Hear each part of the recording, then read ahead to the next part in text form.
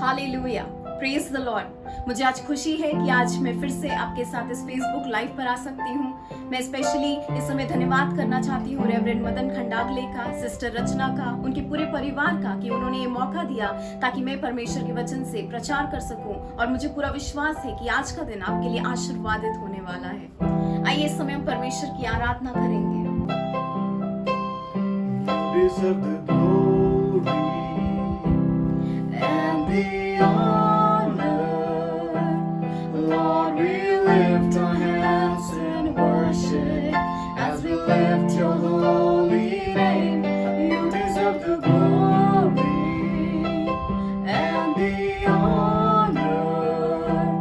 Lord, we lift our hands in worship as we lift your holy name. For you are great, you do miracles so great. There is no one else like you. There is no one else like you. For you are great, you do miracles so great. There is no one else like you. There is no one else like you. महिमा आदर करते हुए अपने हाथ उठाकर हम आराधना करते हैं। तू शक्तिमान अद्भुत काम तू करता है, नहीं तेरे जैसा कोई, नहीं तेरे जैसा कोई। तू शक्तिमान अद्भुत काम तू करता है, नहीं तेरे जैसा कोई, नहीं तेरे जैसा कोई, नहीं तेरे जैसा कोई। There is no one else like you. Hallelujah, धन्यवाद परमेश्वर। सच में आपके जैसा कोई नहीं है। धन्यवाद कि आपके जैसा कहीं नहीं है। आज जब आप हमारे जीवन में हैं, धन्यवाद परमेश्वर कि आज आपने हमारे जीवन को चुना है। धन्यवाद कि आज परमेश्वर आपकी कृपा और दृष्टि आज हमारे ऊपर है। और पिता, हम धन्यवाद करते हैं आज इस दिन के लिए। धन्यवाद कि परमेश्वर आप हमारे साथ चलना चाहते हैं। आप हमारे साथ परमेश्वर कार्य करना चाहते हैं। जो कार्य परमेश्वर इस दुनिया में अधूरा रह गया है, जो कार्य आपकी पवित्र आत्मा का परमेश्वर अभी होना बाकी है, आज परमेश्वर आपकी आंखें आज हमारे ऊपर लगी हुई हैं। और परमेश्वर, हम धन्यवाद करते हैं कि जब हम साथ में चलेंगे, जब परमेश्वर हम आपके साथ परमेश्वर इस सफर में बढ़ते जाएंगे, आप हमारे जीवन के द्वारा अद्भुत कार्यों को करेंगे। हम धन्यवाद करते हैं इस समय के लिए। हम पूरे समय को आपके हाथों में समर्पित कर देते हैं। प्रार्थना यीशु मसीह के नाम में करते हैं, आमीन। प्रेज द लॉर्ड सभियों को। इस समय हम परमेश्वर के वचन में मुड़ेंगे। आज का मेरा विषय है परमेश्वर के साथ चलना। लेवी व्यवस्था का 26 अध्याय और 12 वचन। और मैं तुम्हारे साथ चलूंगा और तुम्हारा परमेश्वर बना रहूंगा और तुम मेरी प्रजा बने रहोगे। परमेश्वर कह रहा है, मैं तुम्हारे साथ चलूंगा। God says, I will walk with you.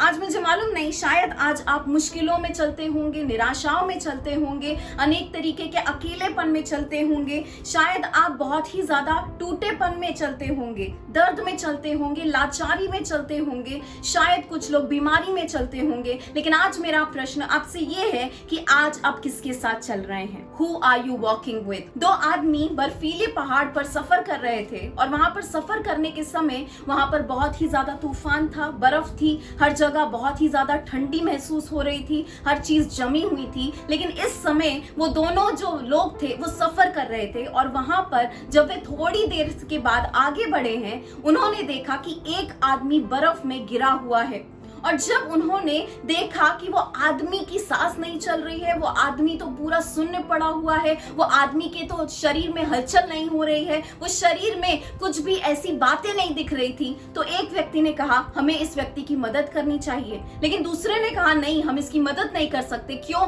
क्योंकि हमें तो अपने घर जल्दी जाना है और अगर हम यहीं पर रहे तो शायद हमारी जान मुश्किल में पड़ सकती है। लेकिन ये जो एक व्यक्ति था, उसको इस इंसान के ऊपर देखकर एक तरस आया है और वो कहने लगा मुझे इसकी मदद करना बहुत जरूरी है। तो उसने उस आदमी को जो बर्फ में फंसा हुआ था उसे बाहर निकाला है, उसके हाथों को गर्म करने की कोशिश की है, उसको पूरे शरीर को गर्म करने की कोशिश की है। उसकी हालत तो ऐसी थी कि शायद वो मरा हुआ लग रहा था, उसकी हालत तो ऐसी थी कि वो पूरी तरीके से उसका शरीर जो था वो ठंडा पड़ गया था, पूरी तरीके से वो जम गया था। लेकिन ये व्यक्ति ने उसे देखा है और मदद करने की इच्छा जताई है। और जब वह उसके ऊपर कार्य करने लगा, जब वह उसके हाथों को गर्म करने लगा, अपनी जैकेट उसको देकर उसे गर्म करने लगा, थोड़ी ही देर में उसे होश आना शुरू हुआ है। ये व्यक्ति उसकी बहुत ज्यादा मदद करना चाहता था, तो उसने उसे अपनी पीठ पर उठाया और वो दोनों के दोनों व्यक्ति ही वहां से बाहर लेकर आए हैं। थोड़ी ही देर में वो अच्छा महसूस करने लगा और वे साथ साथ चलकर घर वापस आ गए हैं। मैं आज आपको क्या बताना चाहती हूँ कि कभी कभी हमारा जो सफर है शायद ये बर्फीले सफर के जैसा हो सकता है और कभी कभी इस बर्फ की वजह से शायद हम एक जगह पे फंस जा सकते हैं, पूरी तरीके से जम सकते हैं। ऐसा लगेगा कि अभी हमारे जीवन में कुछ और बचा नहीं है, अभी हम आगे नहीं बढ़ सकते। मैं आपको बताना चाहती हूँ उस समय हमारा परमेश्वर, जब हम पूरी तरीके से, जब हम निर्बल हो जाते हैं, जिस समय हम पूरी तरीके से ताकत हमारे शरीर से निकल जाती है, जिस समय मानो हम ठंडे पड़ जाते हैं, एक जगह पर फंस जाते हैं, उस समय हमारा परमेश्वर हमारे लिए आता है। वो हमें सिर्फ वहां पर देखने के लिए नहीं आता, लेकिन वो वहां से हमें बाहर निकालने के लिए आता है। जब हम अपनी ताकत में चल नहीं सकते, वो हमें अपने ऊपर उठाता है और हमें ऊपर उठाने के बाद हमें वो इस लायक बनाता है ताकि हम उसके साथ चल सके। आज वो परमेश्वर आपके साथ चलने के लिए तैयार है। That Almighty God is ready to walk with you in midst of whatever you are struggling with. आज आप जिन भी बातों में, तकलीफों में है, परेशानियों में है, आज वो परमेश्वर आपके साथ चलने के लिए तैयार है।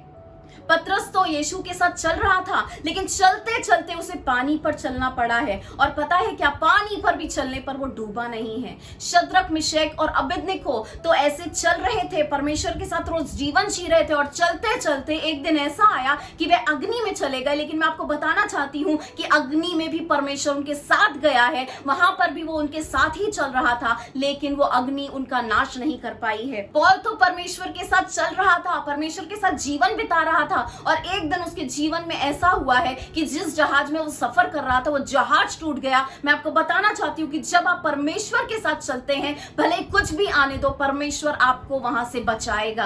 और पौलुस, वहां पर उसकी जान नहीं गई है, लेकिन जहाज टूटने के बाद भी वे जीवित रहा है। नोआ भी परमेश्वर के साथ चल रहा था, वे भी परमेश्वर के साथ जीवन बिता रहा था, लेकिन एक दिन उसके जीवन में ऐसा आया है कि अनोखे तरीके का तूफान आया है, एक अनोखे तरीके का सफर उसको करना पड़ा है, जिसके बारे में वो अनअपेक्षित था, जिसके बारे में उसने कभी सोचा नहीं था। लेकिन वो सफर में भी परमेश्वर उसके साथ था और परमेश्वर उसके साथ चल रहा था। इसकी वजह से नोआ की जान बच गई है। आज जब आप परमेश्वर के साथ सफर कर रहे हैं, अनेक बार आपको मुश्किलों में, परेशानियों में, दुख में, संकट में, बीमारियों में चलते जाना है, लेकिन मैं आपको बताना चाहती हूँ, अगर परमेश्वर ने आपके साथ सफर शुरू किया है तो वो सफर पूरा भी करने वाला है। The journey that God has began with you, He is going to end it also. तो आज आपको भरोसा करने की जरूरत है कि अगर आज मैं अग्नि में हूं तो मैं अकेले नहीं हूं, अगर मैं आज वो गहरे पानी में हूं तो मैं अकेले नहीं हूं, अगर आज मैं बीमारी में भी हूं तो मैं अकेले नहीं हूं, अगर आज मैं इस संकट में हूं तो मैं अकेले नहीं हूं, क्योंकि मेरा परमेश्वर मेरे साथ चलने वाला है। और अगर वो मेरे साथ चलने वाला है तो मेरा परमेश्वर मुझे सारी बातों से बाहर निकालने वाला है। Hallelujah, God is walking with you today. आज परमेश्वर आपके साथ चल रहा है, और जब वे आपके साथ चल रहा है तो आपको डरने की जरूरत नहीं है, आपको घबराने की जरूरत नहीं है, क्योंकि वो परमेश्वर आपके साथ चल रहा है। चलना शब्द अगर हम बाइबल में देखें तो 212 बार इस्तेमाल हुआ है, और अगर हम इसका हिब्रू शब्द देखें तो वहां पर एक हलाक शब्द इस्तेमाल हुआ है, और साथ ही ग्रीक में परपीचियो शब्द इस्तेमाल हुआ है।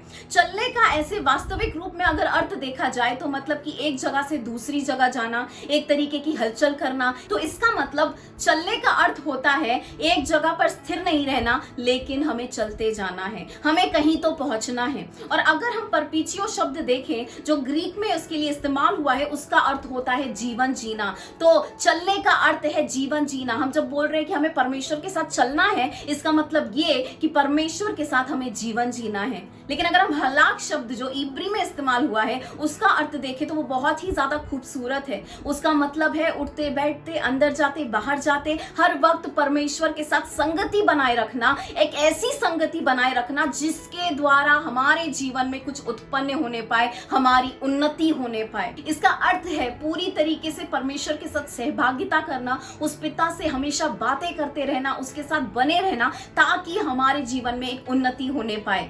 आज परमेश्वर आपके साथ चलना चाहता है। आज परमेश्वर आपके इस जीवन में सहभागिता करना चाहता है। आज आप अकेले मत चलिए। आज आप ऐसा मत सोचिए कि मैं अकेले ही ये जीवन जीने वाला हूं। नहीं, परमेश्वर तो चाहता है कि वह आपके साथ चलने पाए, और जब वह आपके साथ चलेगा तब वह आपके जीवन में कुछ उत्पन्न करने वाला है, आपकी उन्नति होने वाली है। आपके जीवन को देखकर लोग गवाही देंगे कि ये जो व्यक्ति है वो परमेश्वर के साथ चल रहा था और इसकी वजह से इसके जीवन में अद्भुत कार्य हुए हैं। अगर हम देखें तो बाइबल में अनेक ऐसे वचन है जो हमें बताते हैं कि परमेश्वर के साथ चलने का अर्थ क्या होता है।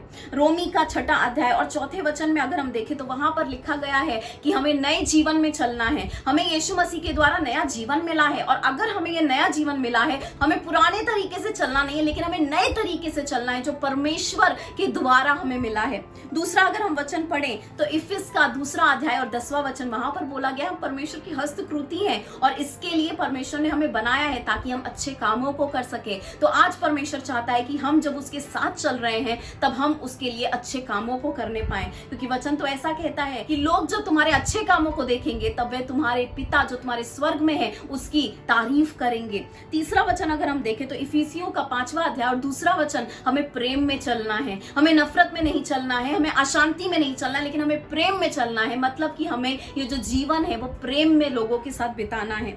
कोलोसी का 4 अध्याय और 5वां वचन अगर हम देखें तो वहां पर बोला गया हमें बुद्धिमानी में जीना है, हमें बुद्धिमानी में चलने की जरूरत है, क्योंकि जब हम बुद्धिमानी से चलेंगे उस समय हम लोगों के सामने गवाही बन सकेंगे, उस समय हम परमेश्वर को सही तरीके से लोगों के सामने प्रस्तुत कर सकेंगे। गलातियों का 5वां अध्याय और 6वां वचन कहता है कि हमें पवित्र आत्मा में चलने की जरूरत है। अगर हम पवित्र आत्मा में चलेंगे तब हम अपने देह के कामों को व्यर्थ मानेंगे, हम अपने देह के कामों के द्वारा प्रभावित नहीं होंगे। दूसरे कोरिन्थ का 5वां अध्याय और 7वां वचन कहता है कि हमें तो जो दिखता है उसके द्वारा नहीं, लेकिन विश्वास के द्वारा चलना है। तो आज परमेश्वर की इच्छा है कि आप इन बातों में चलें, और जब हम इन बातों में चलेंगे तो सच में हम परमेश्वर को खुश कर पाएंगे। आज हम विशेष रूप से 3 बातें देखेंगे। परमेश्वर आपके साथ चलना चाहता है। दूसरी बात, परमेश्वर चाहता है कि आप दूसरों के साथ चलें। तीसरी बात, परमेश्वर चाहता है कि आप उसके साथ चलें। सबसे पहली बात, परमेश्वर आपके साथ चलना चाहता है।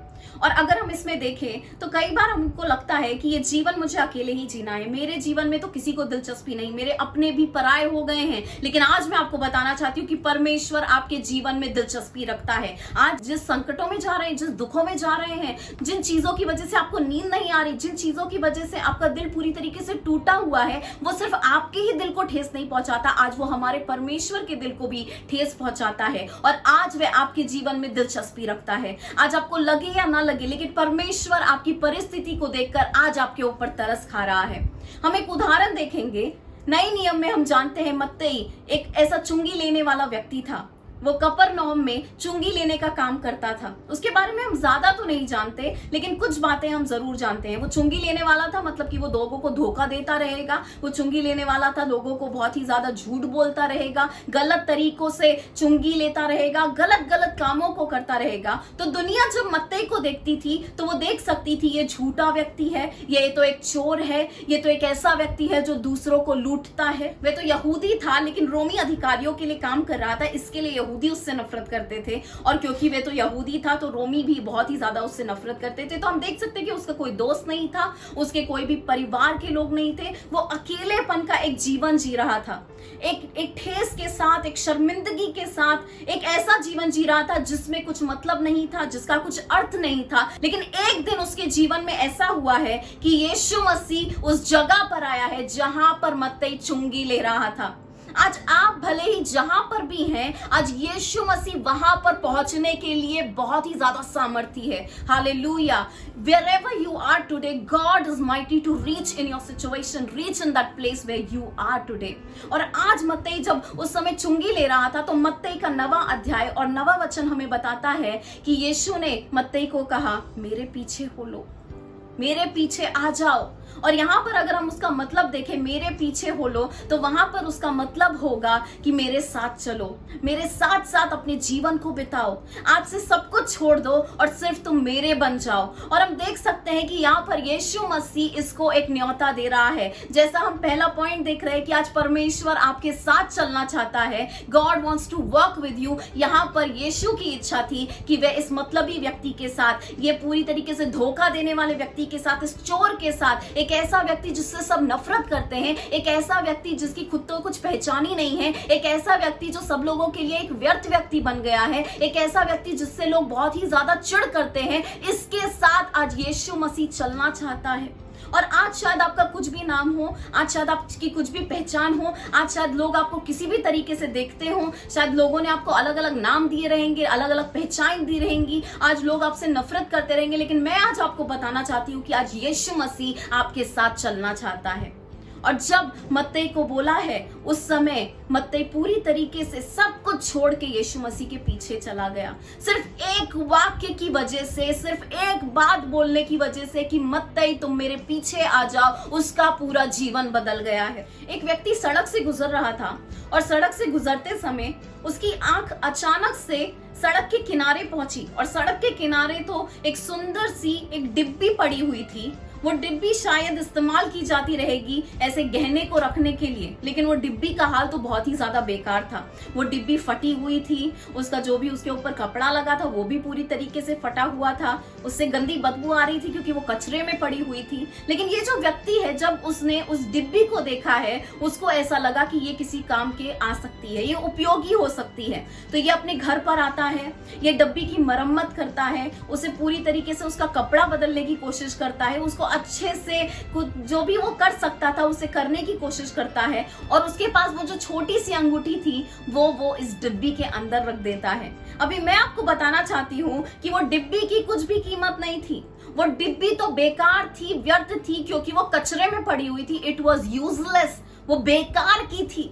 और कई बार हमारा जीवन भी बेकार का हो जाता है, लेकिन ये व्यक्ति ने उस डिब्बी को उठाया है और उसके अंदर गहने को रखा है। और आज वो डिब्बी की कीमत उन सारी बातों से तय नहीं होती कि आज वो डिब्बी कितनी सुंदर लगती है, आज फर्क नहीं पड़ता वो डिब्बी दिखती भी कैसी है, लेकिन लोग वो डिब्बी को नहीं देखना चाहते, लेकिन वो लोग उस गहने को देखना चाहते हैं, वो जो डिब्बी में रखा हुआ है। और आज वैसे ही फर्क नहीं पड़ता कि आप कौन है, पर फर्क पड़ता है कि आज आपके अंदर कौन है। Doesn't matter who you are, what you are, but it really matters, it really signifies that great value of what is inside of you. Who is inside of you? आज आपके अंदर वो यीशु मसीह है, आज आपके अंदर वो पवित्र आत्मा का सामर्थ है, और आज उसकी वजह से आज आपकी कीमत बढ़ गई है। जब लोग उस डिब्बी को उठाते रहेंगे तो उस डिब्बी को इसके लिए सुंदर दर्जा दिया जा रहा है क्योंकि उसके अंदर तो एक बहुत ही ज्यादा मूल्यवान गहना रखा हुआ है। और आज आपकी कीमत इस चीज से तय होती है। फर्क नहीं पड़ता आपने क्या किया है, आप कौन है, आपने कैसी बातें की हैं, आज फर्क ये पड़ता है कि आज आपके अंदर वो यीशु मसीह है, आज आपके अंदर वो महान परमेश्वर है, और इसकी वजह से आज आपकी कीमत बढ़ गई है, आज आप बहुमूल्य हो गए हैं, आज कीमती हो गए हैं। क्यों? क्योंकि वो महान परमेश्वर आज आपके जीवन में आ गया है। आज यीशु मसीह में आपके अंदर काबिलियत देखने का सामर्थ है। Jesus has power to see potential in you। जब दुनिया के लोग तो मत्ती को एक चोर के समान देख रहे थे, यीशु मसीह उसको एक प्रेरित के रूप में देख रहा था जो अंत तक उसके साथ विश्वासू रहने वाला था। जब लोग उसको देख रहे थे ये तो धोखा देने वाला है, उस समय यीशु मसीह देख रहा था कि ये तो मेरे सुसमाचार लिखने वाला एक लेखक होने वाला है। यीशु ने ऐसा नहीं देखा कि एक ऐसा व्यक्ति है जिससे सब नफरत करते हैं, लेकिन यीशु ने जब मत्ती को देखा है तो वो एक ऐसे व्यक्ति को देख पा रहा था जिससे सब लोग प्रेम करते हैं। आज मैं आपको बताना चाहती हूँ कि मत्ती के जीवन में तो इतनी खूबसूरत बातें हुई हैं कि अगर आज किसी को बेटा होता है तो वो अपने बेटे का नाम मत्ती रखना चाहते हैं। क्यों? क्योंकि उसके जीवन में परमेश्वर ने अद्भुत कार्य को किया है, उसके जीवन में यीशु मसीह ने निवास किया है, वो यीशु के साथ चलने लगा है और इसकी वजह से उसके जीवन में एक कीमत आई है। Today God wants to walk with you. आज परमेश्वर आपके साथ चलना चाहता है और मत्ती के साथ यीशु मसीह चलना चाहता था और इसकी वजह से आज हम देख सकते हैं कि उसके जीवन में एक सुंदरता आई है, एक ऐसी बातें संभव हुई हैं जो कभी भी संभव नहीं हो सकती थी। आज आप यीशु मसीह की पसंद हैं, आज आपको यीशु मसीह ने चुना है, आज आपको किसी और को देखने की जरूरत नहीं है। आज आपके अंदर जितनी भी काबिलियत है, जितनी भी बातें हैं, और अगर नहीं भी है तो याद रखिए कि आज यीशु मसीह के पास सामर्थ्य है, क्योंकि वो आपके अंदर उस काबिलियतों को देख सकता है और उन काबिलियतों को हकीकत में ला सकता है, सच्चाई में ला सकता है, ताकि वे उसकी महिमा और उसके महान कार्यों के लिए इस्तेमाल हो सके। दूसरी बात आज हम देखेंगे, परमेश्वर की इच्छा है कि हम दूसरों के साथ चलें। God wants that we should walk with others। यूहन्ना का 13 अध्याय 1 से 17 वचन में हम देखते हैं कि शिष्यों के बीच में खुसर पुसर चालू थी। सब लोग बोल रहे थे कि मैं महान हूँ, तुम छोटे हो, मेरी तो ज्यादा सेवकाई है, मैं तो यीशु के पास पहले आया था, और अनेक ऐसी बातें चल रही थी। और उन सभी लोगों को शांत करने के लिए यीशु मसीह ने एक कपड़े को लिया है, एक पानी के बर्तन को लिया है और उन सबके पैरों को धोना शुरू किया है। नम्रता में वे सबको दिखाना चाहता था कि वे लोग भी एक दूसरे के साथ ऐसा ही करें। लेकिन मैं आपको बताना चाहती हूँ कि सिर्फ यीशु मसीह ने ये शारीरिक रूप से उनके पैरों को साफ नहीं किया है, लेकिन वो आत्मिक रूप से भी उसका कुछ एक अर्थ है। आज जब हम इस दुनिया में चल रहे हैं और चलते चलते हम अनेक बातों से मेले हो जाते हैं।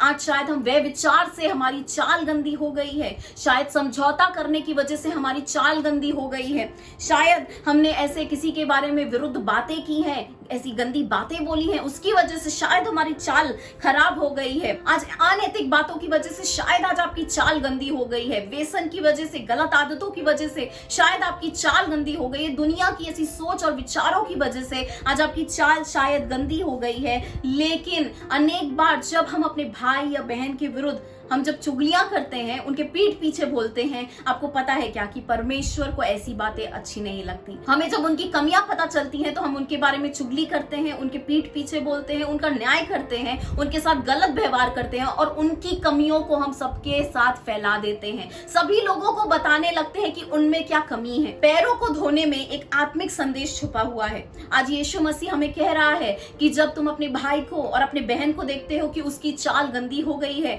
उसके पैर गंदे हो गए हैं, तो उसका न्याय करने की बजाय, उसका धिक्कार करने की बजाय, उसका न्याय करने की बजाय, उसका सबके सामने मजाक बनाने की बजाय उसके पैरों को धो। मतलब कि तुम जो भी कर सकते हो उसकी चाल को साफ सुथरा करने की कोशिश करो। आज पैरों को धोने में एक आत्मिक संदेश पता चलता है। जब यीशु मसीह ने शिष्यों के पैरों को धोया है तो वो हमें एक और चीज बता रहा था कि कई बार इस दुनिया में चलते चलते हमारी चाल अनेक ऐसी चीजों की वजह से मैली हो सकती है, गंदी हो सकती है, और अगर हम ऐसे ही चलते रहे तो शायद हमारे चलने में अड़खन पैदा हो सकती है। We will not be able to go forward, we will be stuck in one place because of all that dirt and uncleanliness in our life। और वो सारी चीजों की वजह से कहीं ना कहीं तो हम फंस सकते हैं, कहीं ना कहीं तो हम रुक सकते हैं, और हमारी जो परमेश्वर के साथ जो चाल चलने का, जो भी परमेश्वर के साथ हमने वादा किया है, वो टूट सकता है।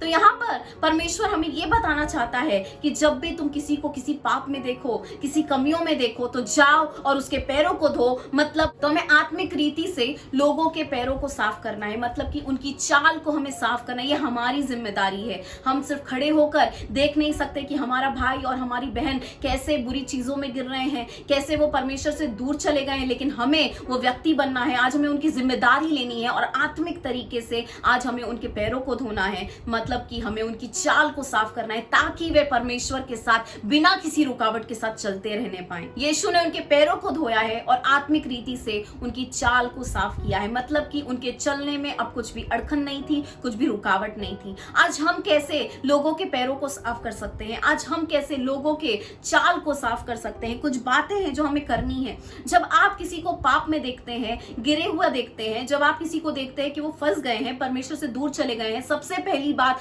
आज आपको उस व्यक्ति के ऊपर तरस आना चाहिए। दूसरी बात, आज आपको याकूब के 5वें अध्याय 16 वचन के अनुसार बार जैसा वहां पे लिखा हुआ है कि हमें अपने भाई के लिए, हमें अपनी बहन के लिए प्रार्थना करनी है, प्रे फॉर वन अनदर, हमें एक दूसरे के लिए प्रार्थना भी करनी है। तीसरी बात कि हमें विश्वास करना है उस चमत्कार के लिए कि वे परमेश्वर के पास वापस आने वाले हैं। अगर हम यशाया का 10वां अध्याय और 27 वचन देखें तो वहां पर लिखा हुआ है कि परमेश्वर ने आपको अभिषिक्त किया है ताकि आप सारे जू को, ताकि आप सारे बंधनों को तोड़ सकें। आज वो अभिषेक इतना सामर्थी है आपके जीवन में कि अगर आप जाकर उनसे बातें भी करेंगे, अगर आप जाकर उनके साथ समय भी बिताएंगे, तो आपके अंदर आज परमेश्वर ने इतना अभिषेक दिया है कि शायद उनके जीवन के सारे जू टूट जाएं, सारे तरीके के बंधन टूट जाएं और वे परमेश्वर के पास वापस आ सकें। तो आज जो भी परमेश्वर ने आपको अभिषेक दिया है उसका इस्तेमाल कीजिए, न्याय करने के लिए नहीं, चुगली करने के लिए नहीं, ताकि उनकी चाल साफ सुथरी हो सके, ताकि वे परमेश्वर के साथ बिना किसी रुकावट के साथ चल सकें। आज परमेश्वर की इच्छा है कि आप भी उसके साथ चलने पाए।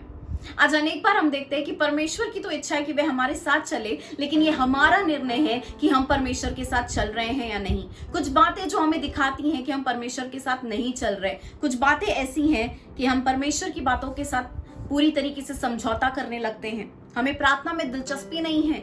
बाइबल तो हमारे लिए रविवार की एक पुस्तक बन गई है। हम परमेश्वर की बातों को हल्के में लेते हैं। हम कुछ गलत करते हैं तो हमें बुरा नहीं लगता। हम परमेश्वर के बारे में, कलीसिया के बारे में, परमेश्वर के सेवकों के बारे में इज्जत नहीं है, आदर नहीं है। कुछ ऐसी बातें जिससे हमें पता चलेगा कि हाँ, आज हम परमेश्वर के साथ चल रहे हैं। सबसे पहली बात कि आप आसानी से समझौता नहीं करेंगे, और अगर आपने किया भी तो पवित्र आत्मा आपको बार बार वो चीज के बारे में बार बताएगा और आपको पश्चाताप होगा। प्रार्थना आपकी एक आदत बन जाती है। परमेश्वर को खुश करना आपकी प्राथमिकता हो जाती है। आप परमेश्वर को गहराई तरीके से उसको आदर देना चाहते हैं। आप पूरे दिल से परमेश्वर के वचन के अनुसार चलना चाहते हैं। परमेश्वर के साथ जो आपका रिश्ता है वो आपके लिए सबसे ज्यादा महत्वपूर्ण बन जाता है। और अगर आप कुछ गलत करते हैं तो आपके दिल में आपको बहुत बुरा लगता है और आप तुरंत पश्चाताप करते हैं और परमेश्वर के पास वापस जाते हैं। कलीसिया और सभी सेवाओं के लिए आपके दिल में एक आदर होता है। आप सारी बातों से ज्यादा परमेश्वर के लिए इच्छा करते हैं। आखिर हम परमेश्वर के साथ कैसे चल सकते हैं? तो सबसे ज्यादा महत्वपूर्ण है कि हमें आत्मा के अनुसार चलना है, क्योंकि जब हम आत्मा के अनुसार चलेंगे तो हम दैहिक बातों के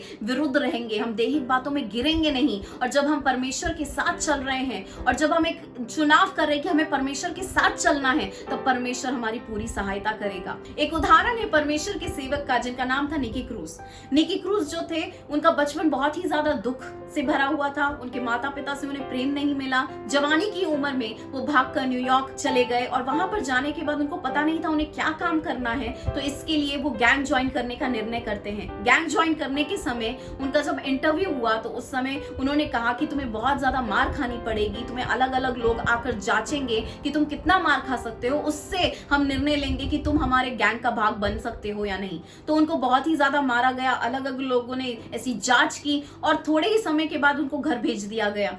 घर जाने के बाद 10 दिन तक उनका पूरा शरीर सूजा हुआ था, लेकिन उनको वो गैंग में ले लिया गया और उन्होंने वो गैंग का सफर शुरू कर दिया। गैंग में वो लोगों का खून करते थे, लोगों से चोरियां करते थे, धमकी देते थे, अलग अलग गंदे गंदे काम करते थे और ऐसे ही इनका जीवन बीत रहा था। लेकिन जब आप आज आपकी परिस्थिति में फंसे हुए हैं और जब आज आप गलत कामों को भी कर रहे हैं, उस समय में भी जो आपके अंदर जो आवाज है जो कहती है कि मेरा जीवन सिर्फ इतना ही नहीं है, आज मेरे जीवन में कुछ और भी है, उस समय परमेश्वर किसी को आपके लिए खड़ा करता है।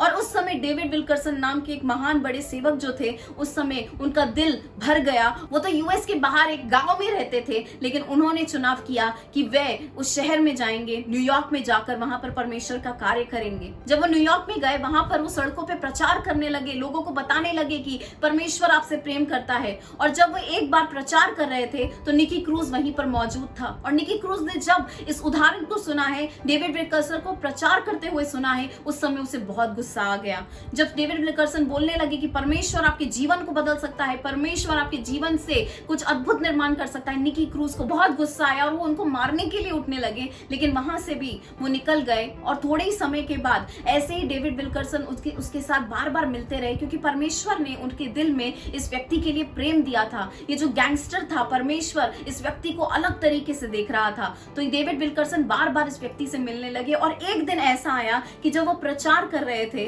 और निकी क्रूज उनके सामने आया, तब उन्होंने कहा, निकी क्रूज तुम्हें पता है कि यीशु तुम्हें प्यार करता है। और वो जब इतना बोल ही रहे थे, जब वे वचन बता ही रहे थे, अचानक से उसकी आंखों में आंसू आने लगे, अचानक से उसका दिल, अचानक से वो जो पत्थर का था वो टूटने लगा और वो देखने लगा कि अचानक से वे परमेश्वर की उपस्थिति को महसूस कर पा रहा था। मैं आपको एक कहानी बता रही हूँ, एक गैंगस्टर की, एक ऐसा व्यक्ति जो लोगों को निर्दयी तरीके से मारता है, जो लोगों को चोरियां करता है, जो लोगों को दुख में डालता है, जो लोगों की भावनाओं के साथ खिलवाड़ करता है, एक ऐसा व्यक्ति जिसके जीवन में परमेश्वर ने काम किया है। और जब डेविड विल्करसन ने ऐसा बोला, उस समय उनकी आंखें पूरी तरीके से भर गई, वे घुटनों पर आ गए, रोने लगे और वो कहने लगे कि मुझे भी यीशु मसीह को मानना है, मुझे भी यीशु मसीह को स्वीकारना है। और उस दिन निकी क्रूज का उद्धार हो गया। मैं आपको बताना चाहती हूँ, एक गैंगस्टर जो उस समय व्यर्थ था, बेकार था, पूरी तरीके से उसके जीवन से कुछ भी अर्थ नहीं निकलने वाला था, लोग तो उसे नफरत करते थे,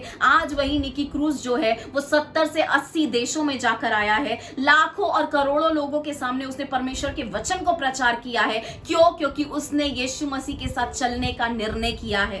और आज जब आप अपने जीवन को देख रहे हैं, तो आज मैं चाहती हूं कि आप एक निर्णय करें कि मैं भी यीशु मसीह के साथ चलने के लिए तैयार हूं। I am ready to walk with the Lord. क्योंकि जब आप परमेश्वर के साथ चलने के लिए निर्णय करेंगे, तब वे आपके जीवन को इतना ज्यादा खूबसूरत तरीके से बदल देगा। वो एक व्यक्ति जिसने अपने जीवन को परमेश्वर को दे दिया, जिसने उस आवाज को सुना है और उसने कहा कि मुझे यीशु के साथ चलना है, I am willing to walk with Christ, उसके जीवन में इतनी सुंदरता परमेश्वर ने निर्माण की कि आज वो देशों के लिए आशीर्वाद का कारण बन गया है। और आज वैसे ही अगर आज आप अपने जीवन को परमेश्वर को दे देंगे और आज अगर आप कहेंगे परमेश्वर मैं आपके साथ चलने के लिए तैयार हूं, मैं आपको बताना चाहती हूं कि परमेश्वर आपके जीवन को इतना सुंदर बना देगा कि लोग आपके जीवन की तरफ आकर्षित हो जाएंगे और अनेक लोग आज यीशु मसीह को जान पाएंगे। तो आज हमने जैसे 3 बातें देखी कि परमेश्वर आपके साथ चलना चाहता है, परमेश्वर चाहता है कि आप दूसरों के साथ चलें, परमेश्वर चाहता है कि आप उसके साथ चलें। तो आज ये 3 बातों से मुझे पूरा भरोसा है, विश्वास है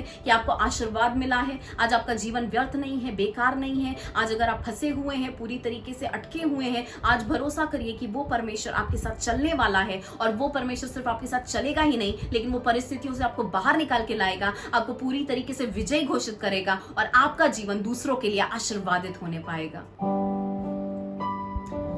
हालेलुया। आइए इस समय हम प्रार्थना में जाएंगे। आपके जीवन को पूरी तरीके से परमेश्वर के सामने समर्पित कीजिए। आज शायद आपको लगता रहेगा कि मेरे जीवन से तो कुछ नहीं हो सकता, आज मैं शायद अकेला चल रहा हूँ, मैंने तो चुनाव किया कि मैं परमेश्वर के साथ चलूं, लेकिन चलते चलते मैं आज अपने आप को अग्नि के बीच में महसूस कर रहा हूँ। चलते चलते मैं गहरे पानियों के बीच में अपने आप को महसूस कर रहा हूँ। चलते चलते मैं देख सकता हूँ कि मृत्यु तो मेरे करीब आ गई है। चलते चलते मैं देख पा रहा हूँ कि नाश मेरे करीब है।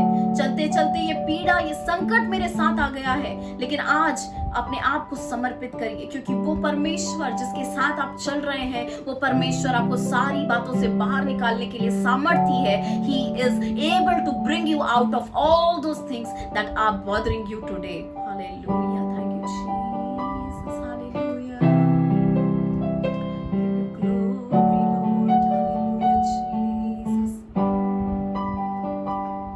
मेरे जीवन का मकसद तू है, मेरे जीने का कारण तू है,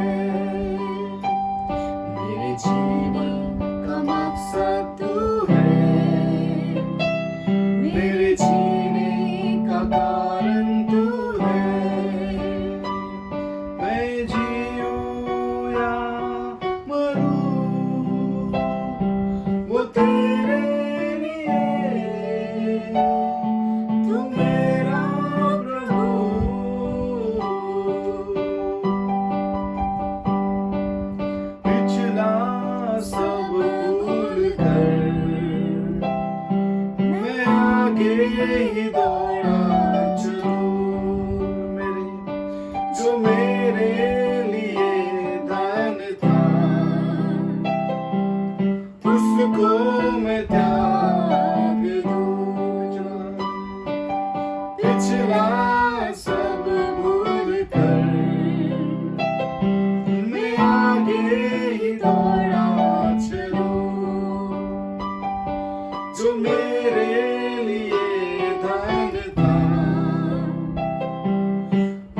को मैं त्याग दूं कि मैं पाऊं उससे पुरस्कार।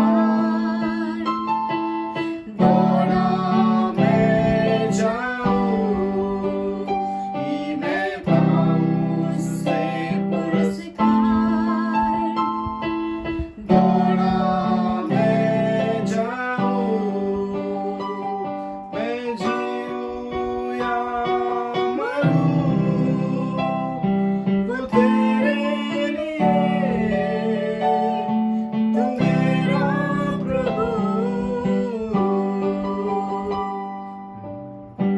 हालेलुया। धन्यवाद परमेश्वर, धन्यवाद करते हैं स्वर्गीय पिता यीशु मसीह के नाम में हम धन्यवाद करते हैं कि आप हमारे साथ चलने के लिए तैयार हैं। आज जो जीवन परमेश्वर आपने हमें दिया है अनेक बार मुश्किलों से भरा है, अनेक बार परमेश्वर रुकावटों से भरा है, लेकिन परमेश्वर आज हमारे रास्ते पे भले ही कौन सी भी बातें होने पाए, आज हमें डरने की जरूरत नहीं, क्योंकि आप हमारे साथ चलने वाले परमेश्वर हैं। आप हमारे साथ हर वक्त रहने वाले परमेश्वर हैं। धन्यवाद कि आपने वचन में कहा है कि आप हमें कभी छोड़ेंगे नहीं, आप हमें कभी त्यागेंगे नहीं। तो हम आपके वादे पर भरोसा करते हैं और हमें पूरा भरोसा है कि आप हमारे साथ साथ चलेंगे। और परमेश्वर आप जिस मंजिल तक हमें पहुंचाना चाहते हैं, जिन कार्यों को आप हमारे जीवन में पूरा करना चाहते हैं, उस पवित्र आत्मा के द्वारा आज हमें वो मकसद तक आप पहुंचाएंगे। आज वो कार्यों को आप हमारे जीवन के द्वारा पूरा करेंगे, ताकि परमेश्वर आपके नाम को परमेश्वर आदर मिलने पाए। आज जितने भी लोग परमेश्वर इस लाइव में जुड़ गए हैं, हर एक को परमेश्वर आप आशीर्वादित कीजिए। आज वो जो भी बातों से गुजर रहे हैं, आज उन्हें एक भरोसा मिलने पाए,